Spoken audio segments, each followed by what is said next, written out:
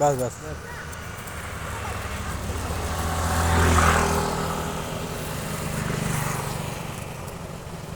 আমি এখন দাঁড়িয়ে আছি উড়িষ্যার ভদ্রক জেলায়।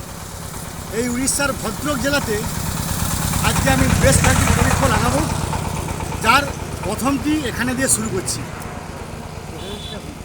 আমার এই যে প্রয়াস, এই পরিবেশকে ঠান্ডা রাখার, একদিন পুরো পরিবেশ পুরো প্রকৃতি সবুজে সবুজে ভরে যাবে, তখনই আমার জীবন সার্থক হবে।